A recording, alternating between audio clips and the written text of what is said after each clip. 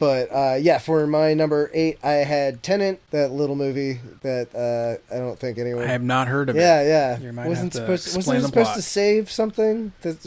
You remember Save Hollywood, save humanity. movies, those things we used to see. You know, this movie, I feel like it was such a big weird thing this year, and it wasn't. I definitely won't come out and say it's a perfect movie. Like I won't be like a hardcore defender of this movie. I definitely don't. I understand people who like fault this movie for saying it's basically 2.5 hours of robot people spouting exposition and then confusing action scenes. But even though I think the movie like kind of almost barely works as a movie, I don't think it's almost not really intended to function as a movie for the most part, for better or worse. Like, the concept behind it is really cool in some ways, even though it's kind of goofy and it doesn't totally make sense, but I can't argue that I've never seen anything like that before. Like it is something that's totally different than I've seen before. And I think even though a lot of the actors are given not much to work with, I think there's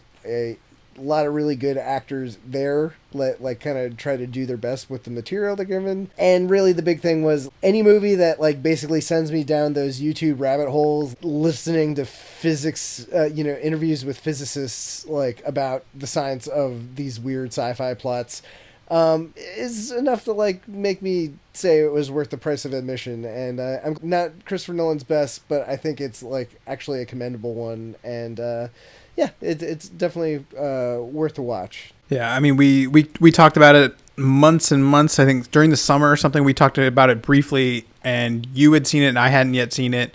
And now that I've seen it, I don't know. I feel like he's on a racetrack, and everyone else is driving like Mazda Miatas and has to make, and he's got a fucking Ferrari or something. You know what I mean? So like, Yeah.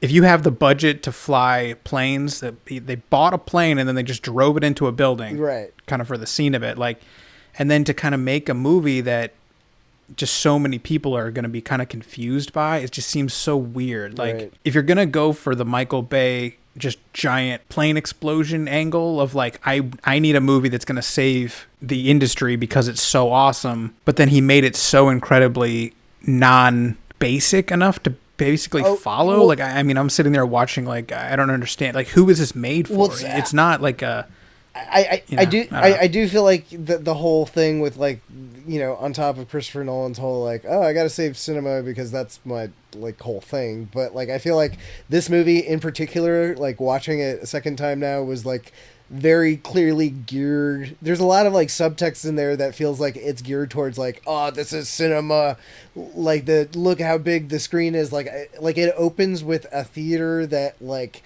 look like, people are watching an orchestra, but the orchestra theater looks exactly like an IMAX theater. And I feel like them using an orchestra is like him saying like, oh, you're like, this is going to be my symphony. And there's all sorts of little nods to things like that. But I feel like you do kind of lose something like not seeing it in that big theater experience. But I feel like beyond all of that, there isn't as much there. Like, I think it's like, oh, here's a weird idea with some really cool action sequences and like weird things you've never seen before. But yeah, once you get to the emotional part, like, I could give two shits about most of the characters in it. You know what I mean? Like, it is something about Christopher Nolan, like whenever he has a flaw, he'll like double down on it. So it's like, can't hear the audio? Fuck you. It's going to be inaudible. Like, you don't think my characters are two-dimensional? Fuck you, they're gonna be one-dimensional in this movie. Well, that's the whole thing. It's a joke now. Everyone's like, oh, you gotta watch with subtitles on, make sure your subtitles are on. Truly, the subtitles made the biggest difference in the world. Like, I appreciated so many. I know like people make jokes about it, but I was like,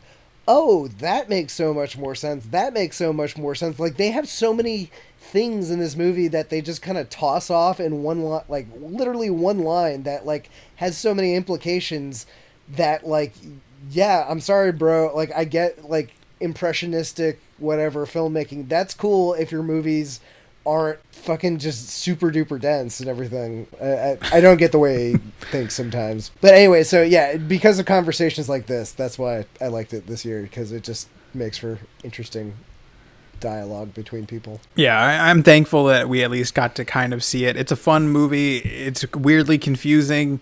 It's almost irritating in a way of how like non-linear, but it's standard Chris Nolan. At least it looks cool. Yeah, it is what it is. But could have been better, probably. It could have sounded better, sure. Could they have written a female lead or a female character that doesn't sound horrible and unlikable? Yes, I mean they could have done a few different things. But maybe next time. I think Chris Nolan's got to go back, do some interesting, fun, big, not necessarily a Batman or something, but maybe a non-original concept to kind of get the groove back and earn back some money for Warner Brothers if he ever works for them again. Yeah. Do Godzilla versus King Kong 2.